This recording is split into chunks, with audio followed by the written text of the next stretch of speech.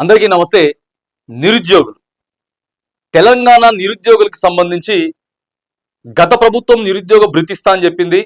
కానీ నిరుద్యోగ భృతి ఇవ్వలేదు, నోటిఫికేషన్లు కూడా ఇవ్వలేదని చెప్పేసి పెద్ద ఎత్తున తెలంగాణలో ఉన్నటువంటి యూనివర్సిటీకి సంబంధించినటువంటి నిరుద్యోగులు విద్యార్థులంతా కూడా పెద్ద ఎత్తున పోరాటం చేశారు కేసీఆర్ ప్రభుత్వం మీద. చేసి ఇక మీ ప్రభుత్వాన్ని మార్చాలంటే కేవలం నిరుద్యోగుల వల్లే అవుతా ఉన్నదని చెప్పేసి 3,000 రూపాయలు నిరుద్యోగ భృతి ఇస్తా అని చెప్పి కేసీఆర్ ఇవ్వలేదు, మోసం చేశారని చెప్పి పెద్ద ఎత్తున నిరుద్యోగులంతా కూడా కలిసి కాంగ్రెస్ ప్రభుత్వాన్ని అధికారంలోకి తీసుకొచ్చిన తర్వాత ఇక మేము ఉద్యోగ నోటిఫికేషన్లు ఇస్తాం, నిరుద్యోగ భృతి ఇస్తాం అని చెప్పినటువంటి ప్రభుత్వం వీటితో పాటు రాజీవ్ యువ వికాసం అని చెప్పి ఒక పేరుని తీసుకొచ్చింది. 5 లక్షల రూపాయలు ఇస్తాం అని చెప్పి ఆన్లైన్లో కూడా స్వీకరించారు. దాదాపుగా 15 లక్షలకు పైగా తెలంగాణలో అప్లికేషన్లు వచ్చినాయి. ఆ తర్వాత ఇచ్చిన నోటిఫికేషన్ తర్వాత దరఖాస్తు కూడా పెంచిర్రు. మళ్ళీ ఒక వారం రోజులు పెంచితే తహసీల్దార్ కార్యాలయానికి పోయి ఇన్కమ్ సర్టిఫికేట్లు తెచ్చుకున్నారు. ఆన్లైన్లో 100 రూపాయలు 200 కట్టి ఆన్లైన్లో చేసుకున్నారు. అరే ఎంతో కొంత పైసలు వస్తే మన ఏజ్ అయిపోతా ఉంది, ఇప్పుడు ఉద్యోగం వస్తుందో రాదో తెలియదు కాబట్టి మనకి ఏ పని మీద అయితే ఆసక్తి ఉందో ఆ పనికి ప్రభుత్వం లోన్ ఇస్తా ఉందని చెప్పేసి సో పెద్ద ఎత్తున ప్రచారం జరిగింది. దాదాపుగా ఒక నియోజకవర్గానికి 5,000 మంది, నియోజకవర్గానికి 5,000 మంది చొప్పున మేము ఇవ్వబోతా ఉన్నాం. 5,000 నియోజకవర్గానికి. సో ఇట్లా దాదాపుగా రాష్ట్రం మొత్తం కూడా నిరుద్యోగ యువతకి ఇవ్వబోతాను అని చెప్పి మొన్న జూన్ 2వ తారీఖున నియామక పత్రాలన్నీ ఇస్తా ఉన్నామని చెప్పేసి ఆగిపోయింది. అక్కడ ఇవ్వకుండా ఆగిపోతే నిరుద్యోగులు ప్రశ్నిస్తా ఉన్నారు, ఏమైంది మరి మాకు యువ వికాసం మేము దరఖాస్తులు పెట్టుకున్నాం కదా, దరఖాస్తులు అటే పోయినాయి అని చెప్పి ప్రతిపక్షం కూడా పెద్ద ఎత్తున అటు బీజేపీ కావచ్చు లేకపోతే బీఆర్ఎస్ కావచ్చు వీళ్ళు కూడా పెద్ద ఎత్తున ఆ మా దరఖాస్తులు ఏమైపోయినాయి, అసలు ఎంత వస్తుందా లేకపోతే ఉత్తదేనా అనేటటువంటి ప్రచారం జరుగుతూ ఉంటే ఇప్పుడు నిరుద్యోగులంతా కూడా అడుగుతా ఉన్నారు. మొన్న మనం చూసినాం అద్దంకి దయాకర్ గారు పోయినప్పుడు నిరుద్యోగులు కూడా గలమెత్తి ప్రశ్నించేటటువంటి ప్రయత్నం చేస్తా ఉన్నారు. నిరుద్యోగులను నయవంచన చేయకండి, అగో 5 లక్షలు ఇస్తామని చెప్పిర్రు, రాజీవ్ వికాసం పేరిట 2 లక్షలు 3 లక్షలు 5 లక్షలు ఇట్లా ఇస్తామని చెప్పిర్రు, మేము ఎవరి కాళ్ళ మీద వాళ్ళు నిలబడడం కోసం.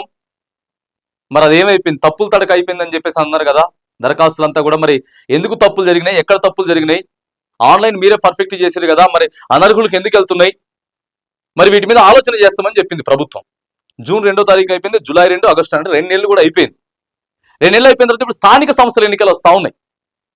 స్థానిక సంస్థల ఎన్నికలు వస్తున్నప్పుడు కూడా మరి ఇప్పుడు ప్రభుత్వం వీటి మీద కూడా ఆలోచన చేస్తూ ఉందట. అరే మనం రాజీవ్ వికాసం ఇస్తామని చెప్పినాం, మరి ఇవ్వలేకపోయినాం, దీనికి సంబంధించినటువంటి కారణాలు ఏంటిది, ఏం జరిగింది అని చెప్పేసి విమర్శలు సోషల్ మీడియా వ్యాప్తంగా కావచ్చు లేకపోతే నాయకులు కావచ్చు, కాంగ్రెస్ పార్టీకి సంబంధించిన మంత్రులు కావచ్చు లేకపోతే ఎమ్మెల్యేలు కావచ్చు. ఎమ్మెల్యేలు ఖచ్చితంగా లోకల్లో తిరగాలి.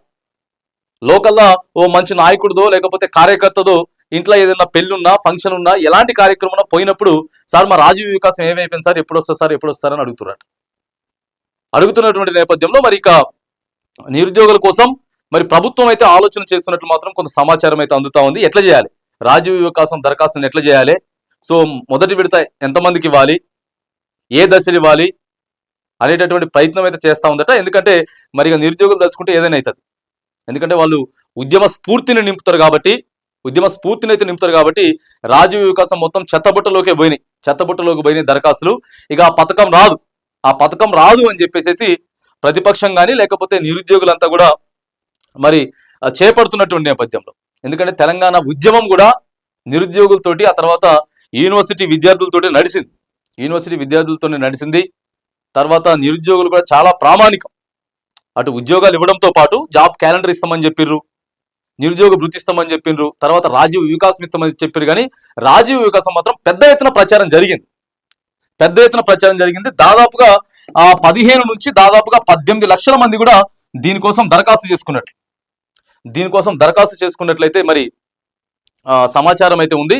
సో ఈ నేపథ్యంలో మాత్రానికి స్థానిక సంస్థల ఎన్నికలకి వెళ్ళాలంటే మాత్రం ఎంతో కొంత నియోజకవర్గానికి మొదటి దశలో కనీసం ఓ 1000 మందికైనా ఎవరంటే దాదాపుగా ఎవరైతే బాగా పేదరికంలో ఉండి తర్వాత వయసు అయిపోతా ఉందో ఉద్యోగానికి అప్లికేషన్ డేట్ అయిపోతుంది. ఎందుకంటే 30 సంవత్సరాల వరకు కమ్యూనిటీని బట్టి లేకపోతే సడలింపుకు 5 సంవత్సరాలు 35 years లోపే మనం ప్రభుత్వ ఉద్యోగాలకు అప్లై చేసుకోగలుగుతాం. సో ఈ నేపథ్యంలో మాత్రానికి అనేక మంది, ఎందుకంటే అక్కడ అధికారులు కూడా ఆ చేసిర్రు, ఎంక్వైరీలు చేసిర్రు, ఇళ్లకు పోయినరు, మీరు పెట్టుకున్నారు కదా, మీరు ఏం స్కీమ్ వాడుకుంటారు, నీకు ఏ పని మీద అవగాహన ఉంది, దేని మీద ఇంట్రెస్ట్ ఉంది, నువ్వు ఇప్పుడు ఏం చేస్తున్నావు అనేటటువంటి వాటి మీద కూడా సో మరి ప్రభుత్వం వీటన్నిటిని కూడా గ్రౌండ్ లెవెల్లో కూడా చేసిరు కాబట్టి సో ఏది ఏమైనా కానీ ఇక రాజ్య వికాసం మీద పెద్ద ప్రెజర్ అయితే ఉన్నది, ప్రభుత్వం మీద అయితే ప్రెజర్ బాగా ఉన్నది. ఇప్పటికే నిరుద్యోగులు అయితే అడుగుతా ఉన్నారు కాబట్టి మరి చూడాలి. ఇప్పుడు ఆగస్టు 15 రాబోతా ఉంది. ఆగస్టు 15 అయిపోయిన తర్వాత మరి స్థానిక సంస్థల ఎన్నికలు, ఇప్పుడు కాంగ్రెస్ పార్టీ కూడా ముమ్మరం చేస్తా ఉంది. బీసీ రిజర్వేషన్ల 40%, 42% ఎట్లా చేయాలి, వీటితో పాటు సంక్షేమ పథకాలు సార్ కొద్దిగా మెల్లమెల్లగా రేషన్ కార్డులు ఇచ్చినాం, సన్నబియ్యం ఇస్తా ఉన్నాం, కొద్దిగా ఇందిరమ్మ ఇండ్లు నడుస్తూ ఉన్నాయి. సో ఇదంతా బాగానే ఉంది కానీ మరి నిరుద్యోగుల కోసం మాత్రం మనం ఇచ్చినటువంటి మాట ఏదైతే ఉందో ఇప్పుడు నిరుద్యోగ వృత్తి ఇవ్వలేకపోయినా కానీ రాజీవ్ వికాసం మాత్రానికి ఏదో ఒకటి చేసి ఖచ్చితంగా ఇవ్వాలి అనేది మాత్రానికి కొంతమంది మంత్రులు కూడా సో నిరుద్యోగుల గురించి ఆలోచించాలి అనేటటువంటి ఆలోచనలు కూడా ఉన్నట్లయితే తెలుస్తా ఉంది. మరి చూడాలి, ఎందుకంటే ఆగస్టు 15 వేదికగా ఆగస్టు 15వ తారీఖు మరి తెలంగాణ రాష్ట్రానికి సంబంధించి ఇటు ముఖ్యమంత్రి కావచ్చు లేకపోతే గవర్నర్ కావచ్చు సో ప్రసంగం వాళ్ళు చేస్తున్నటువంటి నేపథ్యంలో ప్రధానంగా అందరినీ గుర్తు చేసుకుంటారు. ఆగస్టు 15 తారీఖు అటు నిరుద్యోగులను కానీ ఉద్యమకారులను కానీ అందరినీ గుర్తు చేసుకుంటున్నటువంటి సందర్భంలో మరి ఈ 15 ఆగస్టు రోజున రాజీవ్ యువ వికాసం పథకానికి సంబంధించి మరి ఏదైనా ఒక గుడ్ న్యూస్ రాబోతా ఉందనేది మాత్రానికి చూడాలి.